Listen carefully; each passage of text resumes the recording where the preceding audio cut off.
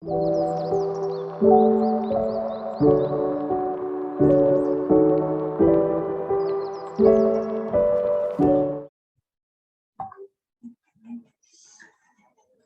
kalian tahu nggak sih soal Laut Cina Selatan yang katanya tuh dulu Laut Cina Selatan tuh kan dikuasain sama Jepang.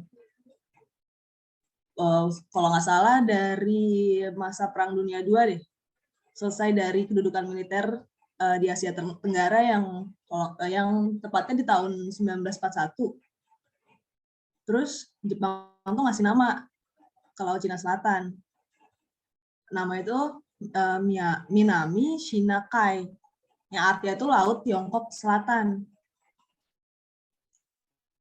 Tapi kan sekarang kan banyak banyak kontroversinya ya, karena katanya itu si Laut Cina Selatan ini tuh dipandang sebagai perairan dengan sumber daya alam dan hasil laut yang melimpah.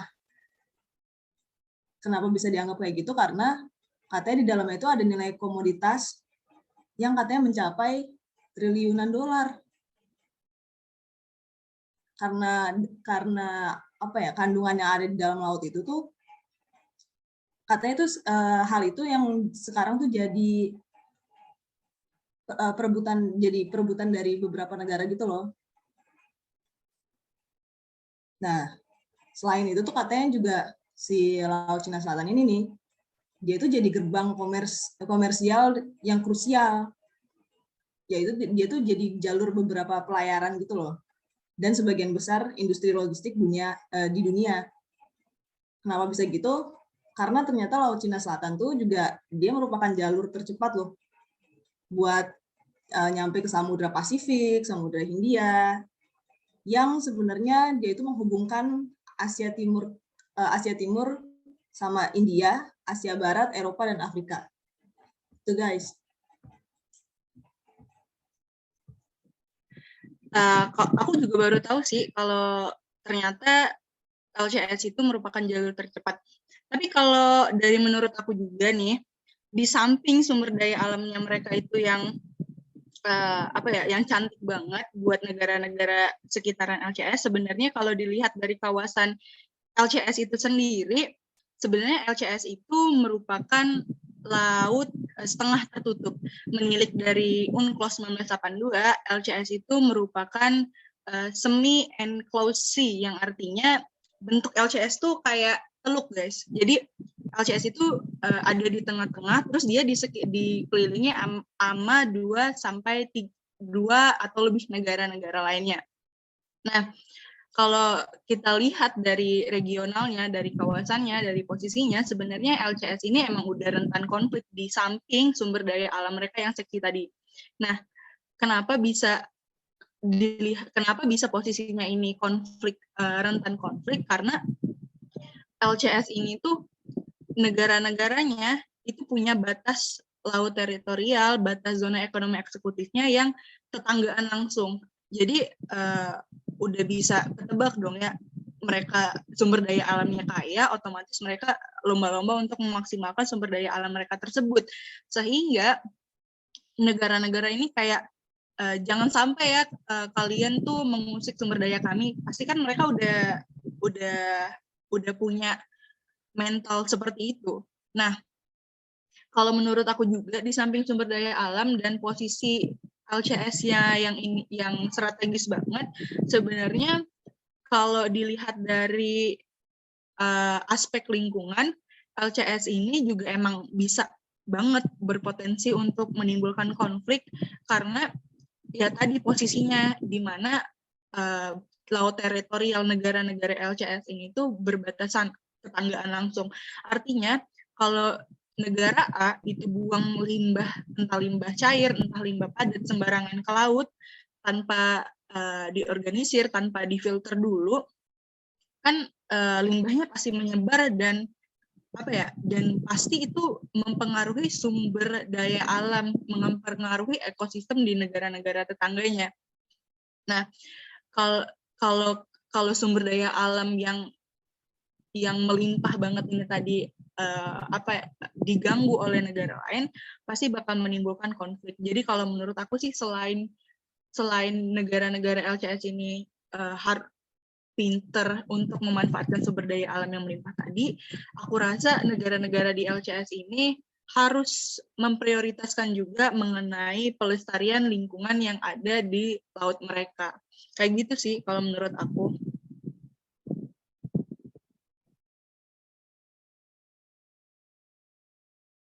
Kenapa nih wilayah Laut Cina Selatan tuh bisa jadi wilayah yang cenderung terjadi konflik tuh menurut gue karena Tiongkok sih. Mereka tuh pengen banget mempertahankan klaim mereka atas wilayah Cina Selatan biar mereka tuh bisa memperoleh status sebagai kekuatan maritim yang handal, bukan cuma di tingkat regional tapi juga di internasional. Terus yang udah gue baca nih dari pihak Indonesia tuh juga ada keberatan nih sama pihak Tiongkok ini karena dari apa yang udah Tiongkok keluarin yaitu peta Kepulauan Natuna di mana si Tiongkok ini itu tuh mencantumkan 9 titik atau yang kita udah pasti tahu lah ya yang 9 dash line itu yang dimana Tiongkok di situ udah menentukan batas-batas wilayah yang udah menjadi batas Cina gitu. Nah, sebenarnya konflik-konflik ini juga masih terkait nih sama konflik sebelumnya, yaitu di mana Cina tuh pernah punya konflik dengan Filipina, Malaysia, Vietnam, dan Taiwan atas Kepulauan Spratly dan Paracel. Cina nih makin menggembor-gemborkan konflik nih karena mereka juga nunjukin klaim mereka terhadap Natuna ini dengan mengeluarkan paspor terbaru yang mencantumkan wilayah tersebut sebagai wilayah negaranya mereka. Nah, menurut gue ya kondisi ini tuh emang jadi bawa konflik baru lagi sih di Laut Cina Selatan gitu.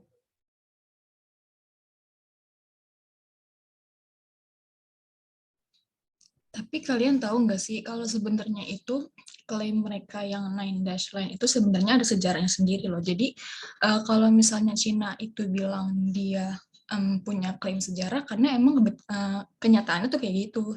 Jadi tuh pas lagi dulu itu Laut Cina Selatan itu dia areanya itu kayak diberikan sebagai bentuk penghormatan gitu kepada kekaisaran, dan ini tuh dikasih sama orang-orang di Cina ya. Terus di area Laut Cina Selatan ini dia tuh juga termasuk ke dalam yang namanya itu Silk Road. Silk Road itu dia kayak semacam apa ya?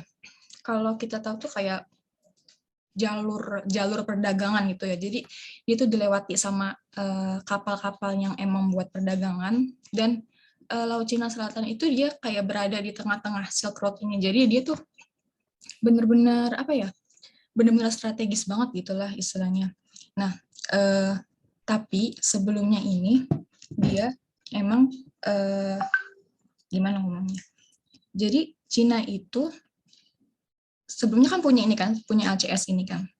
Tapi pas lagi Perang Dunia II selesai itu, jadi kebetulan LCS itu diambil sama Jepang, terus Jepangnya kalah, diambil lagi lah sama Cina. Berarti kan dia tuh masih punya apa ya? Masih punya kedaulatan di situ karena dia udah diambil lagi sama si Cina kan. Nah, makanya kalau menurut aku sendiri Laut Cina Selatan ini apa ya? Cina itu masih punya hak untuk berada di situ gitu loh. Dia ngeklaim itu masih ada haknya karena sebelumnya dia pernah di situ, pernah punya daerah itu, dan ya berhasil diambil kembali gitu. Jadi dia masih ada haknya gitu. Kalau menurut kalian gimana? Kalau menurut aku sendiri sih kurang setuju ya, karena berdasarkan dari keputusan Mahkamah Tetap Arbitrase atau PCA di Den Haag, Belanda, yaitu pada tanggal 12 Juli kalau nggak salah tahun 2016, dapat dianggap sebagai tonggak penting dalam upaya untuk memecahkan masalah LCS itu sendiri melalui cara-cara damai sesuai dengan hukum internasional. PCA ini juga udah menolak klaim sejarah yang dilandasi oleh Cina tersebut. atas wilayah yang terletak di 9 garis-garis atau 9 dash line. Terus pengadilan juga menyimpulkan bahwa Cina tidak memiliki hak sebagai sejarah untuk pelayaran di LCS dan tidak memiliki dasar hukum untuk membuat klaim tentang hak sejarah atau sumber daya alam di wilayah tersebut. Bagaimana aturan-aturan di hukum laut internasional seperti di UNCLOS 1982 mengenai wilayah ZEE. Terus selain itu juga pakar sekaligus pengajar di Universitas Pajajaran yaitu Tengku Reza Shah juga menyatakan bahwa perilaku Tiongkok tersebut tuh bertentangan dengan hukum internasional yang mengedepankan terpeliharanya hubungan baik antar bangsa. Kalau menurut kalian gimana? Oke, aku pengen nanggepin nih. Sebenarnya tuh aku kayak kurang setuju gitu ya sama tentang keputusan Mahkamah Agung atau yang PCA itu tersebut. Karena menurut aku juga itu tuh nggak menghormati sejarah Cina pada zaman dahulu tentang Laut Cina Selatan itu sendiri. Aku juga pernah baca tentang ahli geografi kelautan Cina yaitu Wang Ying. Dia tuh berpendapat kalau misalnya garis putus-putus atau nine dash line itu merupakan pembagian yang udah jelas antara laut dalam dan juga itu tuh merupakan domain Cina dan Asia Tenggara yang nggak punya banyak hal di landas kontinen tersebut. Terus juga saat Cina dulu membuat garis putus-putus tersebut juga itu pun Cina juga mengizinkan negara-negara tetangga untuk boleh melewati garis tersebut tuh tambah hambatan gitu lah.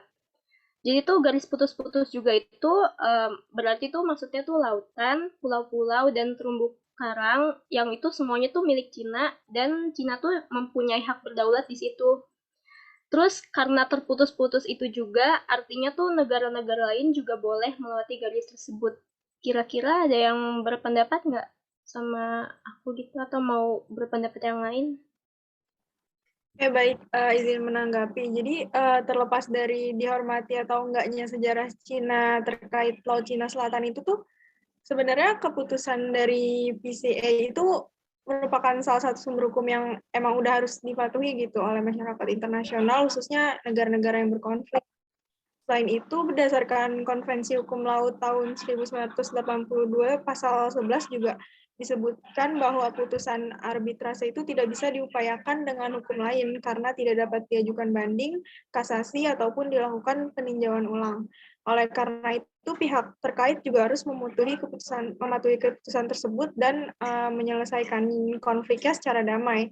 Apabila Cina terus menolak hasil keputusan ini, maka dikhawatirkan akan memicu terjadinya instabilitas kawasan hingga konflik terbuka. Terdapat salah satu negara juga yang kontra terhadap konflik ini, yaitu Prancis. Hal ini itu ditunjukkan melalui pengiriman kapal selam penyerang yang mereka miliki.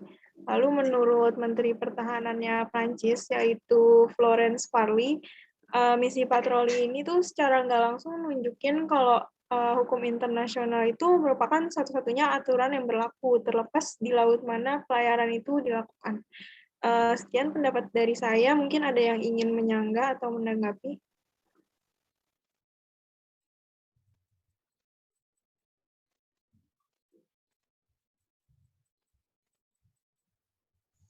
Ya, gue sih pengen,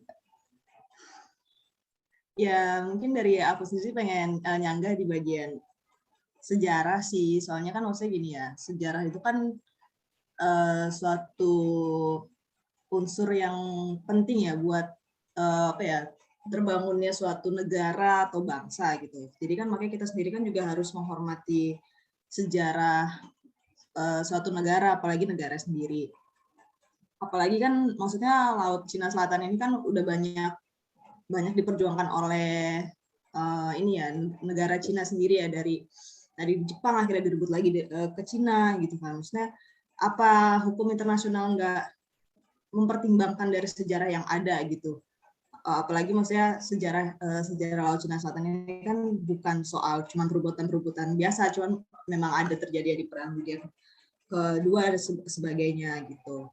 Apalagi kan maksudnya sejarah itu penting, apa hukum internasional tidak menghormati sejarah yang ada gitu. Makanya dia seakan-akan kayak tidak melihat sejarah gitu, langsung membuat suatu hukum aja gitu. Itu sih dari aku. Mungkin aku mau nyanggah sedikit ya. Kalau misalnya kita lihat dari PBB nih sebagai organisasi internasional kan, PBB aja tuh mereka sampai saat ini tidak atau belum mengakui klaim Tiongkok atas wilayah Laut Cina Selatan. Nah, penolakannya ini kan juga didasari atas adanya klaim yang memang tidak sesuai dengan zona ekonomi eksklusif atau ZEE, yang dimana ZEE ini menjadi dasar kesepakatan PBB atas batas laut tiap negara. Sementara dasar klaim yang digunakan oleh Tiongkok itu seperti yang sudah dijelaskan juga, yang tadi kita diskusikan juga, yaitu 9 dash line, 9 garis putus yang diciptakan secara sepihak oleh Tiongkok. Dan bisa dibilang ya tidak sesuai dengan konvensi hukum laut PBB atau UNCLOS. Dan bisa dibilang ironis sebenarnya karena Tiongkok ini tercatat sebagai negara yang ikut menandatangani UNCLOS 1982, tetapi Tiongkok jugalah yang dari awal lebih mengedepankan 9 dash line sebagai dasar lainnya. Mungkin memang kalau kita lihat, kita tarik garis waktunya, 9 dash line sudah ada jauh sebelum UNCLOS ditandatangani. Tapi sebagai negara, sebagai negara yang menandatangani UNCLOS, Tiongkok menurut aku seharusnya lebih mengedepankan atau menjadikan UNCLOS sebagai acuan hukumnya dibandingkan 9 dash line gitu. Nah, aku mau nambahin sedikit nih soal konflik di Laut Cina Selatan ini, khususnya dari pandangan UNCLOS ya.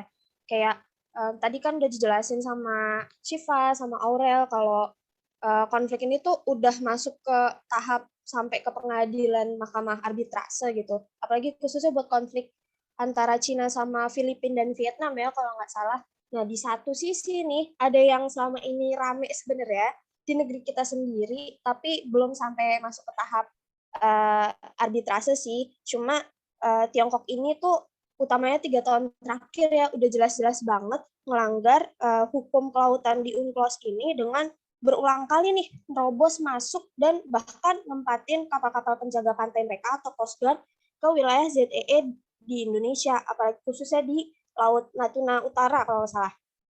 Nah, mereka ini juga udah sering banget nih ketahuan ngelakuin masalah illegal fishing, terus banyak banget nelayan-nelayan nih Tiongkok yang bahkan nggak dapet izin untuk mengambil ikan di sana, tapi mereka dilindungi gitu sama kapal-kapal Coast Guard dari Cina ini. Dan tindakan-tindakan itu tuh jelas banget udah ngelanggar pasal 73 di UNCLOS mengenai hak berdaulat yang dimiliki oleh negara-negara pantai. Terus mereka juga melakukan pelanggaran di pasal 58 ayat 3 UNCLOS yang menyebutkan bahwa negara-negara lain tuh harus menghormati dan melaksanakan aturan yang diterapkan oleh negara pantai. Jadi kan tadi udah jelas ya kalau mereka sering ngambil ikan, sering ngambil sumber daya alam yang ada di wilayah kita tanpa seizin kita, bahkan mereka berani banget untuk kayak memprovokasi Indonesia gitu kalau mereka punya hak di wilayah Laut Natuna Utara ini. Bahkan yang paling terbaru nih di akhir tahun 2021 mereka bahkan berani nih untuk nyuruh Indonesia untuk men-stop pemboran minyak dari Indonesia sendiri di wilayah Natuna Utara. Padahal itu kan jelas-jelas wilayah kita ya, wilayah ZEE kita, landasan kontinen kita. Jadi mereka harusnya menghormatilah apa yang udah jadi hak kita dan nggak perlu tuh ngerecokin apa yang udah kita milikin selama ini. Apalagi kita juga nggak melanggar hukum internasional manapun kan. Mungkin ada yang mau nambahin nggak? Aku mau nambahin dari punyanya Dwi nih. Menurut yang udah aku baca-baca gitu ya, kesalahan fatalnya Tiongkok tuh ditambah lagi dengan pelanggarannya mereka dengan ASEAN dalam Declaration on Conduct untuk Cina Selatan. Padahal adanya DOC ini tuh digunakan buat ngatur komitmen negara pihak untuk mendorong menyelesaikan konflik secara damai, biar nggak perlu pakai kekuatan militer dalam penyelesaian konflik. DOC ini tuh juga sebenarnya dipakai buat mengendalikan perilaku dalam berhadapan dengan negara pihak yang lain. Tapi ternyata dengan DLC ini nggak bisa nih, si Tiongkok ini tuh malah nggak bisa nahan agresivitas mereka sendiri di kawasan Laut Cina Selatan. Jadinya ya insiden-insiden di kawasan ini tuh masih terus berlangsung gitu sampai sekarang, karena dari Cinanya sendiri tuh mereka nggak kasih jaminan gitu kepada negara-negara lain di wilayah kawasan nih buat menegakkan dan memenuhkan prinsip-prinsip yang udah mereka tanda tanganin di DOC ini. Itu sih menurut aku. Aku izin nambahin pendapatnya. Tapi kalau menurut tim kami nih, sebenarnya tim kami nggak bakal nyebut ini sebagai agresi, tapi tim kami bakal menyebut ini sebagai aktivitas dan efektivitas di jalur Nine Dash Line-nya Cina. Nah, kalau dari tim kami itu berpendapat, saya juga berpendapat sebenarnya wajar banget kalau seandainya Cina tuh melakukan aktivitas dan efektivitas di wilayah mereka, karena kan di sini tuh Cina menganggap kalau LCS ini milik mereka, jadi Cina tuh berpikir kalau ya wajar dong, kan ini wilayah saya, jadi saya berhak untuk melakukan aktivitas dan efektivitas. Nah, kalau ini menyangkut UNCLOS 1982, sebenarnya keputusan terkait perebutan sengketa LCS ini tuh bisa juga diselesaikan dengan prinsip okupasi. Jadi prinsip okupasi itu merupakan prinsip di mana untuk menyelesaikan sengketa itu dilihat sejauh mana, seefektif apa suatu negara itu melakukan aktivitasnya di sebuah wilayah yang bersengketa. Nah, kalau kita lihat dari sengketanya Malaysia versus Indonesia yang memperebutkan Cipadan dan Ligatan, itu tuh sebenarnya terjadi, guys, karena Malaysia dan Indonesia itu lagi melakukan pertemuan untuk membahas batas laut mereka masing-masing. Nah, pertemuan ini tuh terjadi setelah adanya UNCLOS 1982. Jadi Indonesia dan Malaysia itu melakukan pertemuan karena mereka negara bertetangga, laut mereka bertetangga. Jadi alangkah baiknya kalau seandainya batas laut ini ditegaskan melalui pertemuan yang mengacu pada UNCLOS 1982. Nah, dari Indonesia dan Malaysia itu masing-masing mengklaim kalau Cipadan dan Ligatan ini merupakan wilayah kami. Nah, singkat ceritanya, Cipadan dan Ligatan ini dimenangkan oleh Malaysia atas dasar prinsip okupasi, di mana Malaysia dan Inggris maksudnya yang negara penjajahnya dulu itu lebih banyak melakukan aktivitas dan efektivitas di pulau tersebut. Nah, kalau ditilik dari kalau kita ngebahas tentang LCS Cina dan pihak oposisinya, tim kami sependapat sih kalau sebenarnya Cina tuh sebenarnya berhak untuk melakukan aktivitas di wilayah-wilayah tersebut, mengingat historical Cina nih, balik lagi ke sejarahnya Cina, kalau sebenarnya wilayah itu tuh emang milik kekaisaran mereka, dan juga wilayah itu bisa jadi milik Cina karena Cina banyak melakukan aktivitas dan efektivitas di wilayah itu, sehingga prinsip okupasi, kalau seandainya terjadi pengadilan dan menggunakan prinsip okupasi untuk menyelesaikan sengketa ini, saya rasa Cina bisa memenangkan wilayah LCS itu.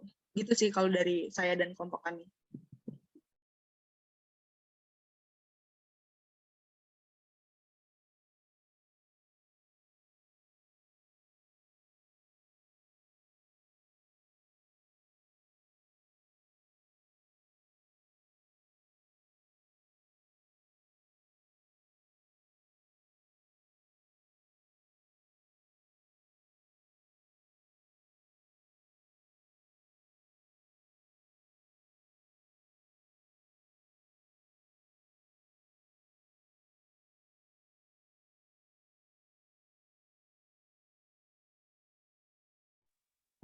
nambahin juga buat tim pro. Tadi kan kalau tim pro kan selalu beratin tentang ini ya, tentang historis Laut Cina Selatan. Dan kenapa ini yang jadi salah satu hal yang kami terus bawain, yaitu karena emang ini yang ngebentuk kenapa Cina akhirnya juga mengklaim LCS itu sebagai milik mereka gitu ya. Dan ini juga yang kami lihat, karena kan kalau dilihat juga, UNCLOS kan lahir jauh setelah sejarah yang ada di Cina itu sendiri gitu. Jadi ini jadi alasan yang kenapa kami ngebela Cina untuk milikin LCS, karena sejarah itu kan pasti kan yang membentuk Cina. Ya ibarat kata, apa yang udah jadi daerah mainan kita gitu ya hari-harinya, tiap hari kita kerja di situ, terus mancing di situ, terus tiba-tiba waktu adanya hukum ini tuh daerah yang tadinya jadi homeland kita jadinya diambil dan malah diklaim jadi milik orang lain yang didefine sama hukum yang jauh lahir dari setelah sejarah Cina sendiri gitu loh. Jadi kenapa ini kami jadi tim pro tuh memperjuangkan tentang sejarah Cinanya yang harusnya itu udah jadi haknya Cina sedari lama jauh sebelum hukum itu ada gitu. Itu sih tambahannya dari tim pro.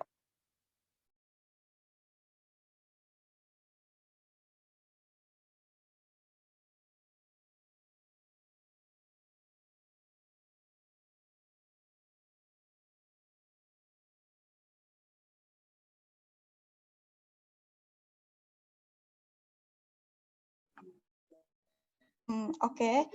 Kalau dilihat-lihat sih dari pendapat pihak pro tadi tuh sebagian pihak yang pro tuh merasa setuju karena klaim Cina tersebut atas Laut Cina Selatan didasari oleh sejarah Cina sendiri, yaitu bahwa wilayah LCS ini tuh diberikan sebagai bentuk penghormatan kepada istana kekaisaran oleh orang-orang Cina.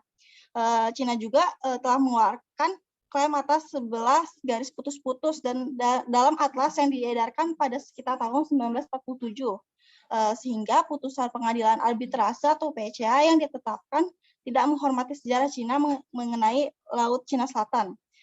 Berbanding terbalik dengan tadi para pihak pro, bagi pihak kontra jelas sangat tidak menyetujui klaim tersebut karena dilandasi oleh hukum laut internasional yakni UNCLOS 1982 yang berdasarkan konvensi tersebut, pasal 11 putusan arbitrase tidak dapat diupayakan dengan hukum lain karena tidak dapat diajukan banding, kasasi ataupun dilakukan peninjauan ulang. Klaim Tiongkok tersebut juga dianggap tidak memiliki dasar serta tidak sesuai dengan zona ekonomi eksklusif atau ZEE, di mana ZEE ini menjadi dasar kesepakatan PBB atas batas laut tiap negara. Terus gimana sih kira-kira solusinya untuk kasus ini tuh? Ada yang bisa berpendapat lagi mungkin untuk izin masuk ya. Mungkin untuk solusi, aku pengen ngasih solusi sedikit sih tentang masalah ini. Yaitu tuh dengan pertama yaitu untuk mengikuti Code of Conduct atau COC atau yang disebut dengan Kode Tata Perilaku antara ASEAN maupun dengan Republik Rakyat Tiongkok atau Cina. Terus juga setahu aku juga ASEAN dan Cina juga udah mencatatkan nih memulai proses pembahasan materi atau second reading dengan 4 pertemuan yang rencananya akan berlangsung di 4 negara yaitu di Brunei Darussalam, Filipina, Indonesia, dan Cina sendiri. COC ini juga udah diyakini sebagai salah satu wadah untuk menciptakan lingkungan yang kondusif nih di Laut Cina Selatan ini sendiri. Sebagai negara kita sendiri nih Indonesia juga mendorong nih untuk semua pihak untuk mematuhi Declaration of Conduct tersebut. Terus Menteri Luar Negeri Indonesia juga telah mengatakan bahwa kemampuan semua pihak untuk mengelola LCS juga akan menjadi ujian bagi hubungan ASEAN dan Cina yang secara tidak langsung kemampuan tersebut tuh dapat memperkuat kemitraan kedua pihak yang setara saling menguntungkan. Terus juga diperlukan perdamaian dan stabilitas global. Itu aja sih menurutku solusi untuk permasalahan ini.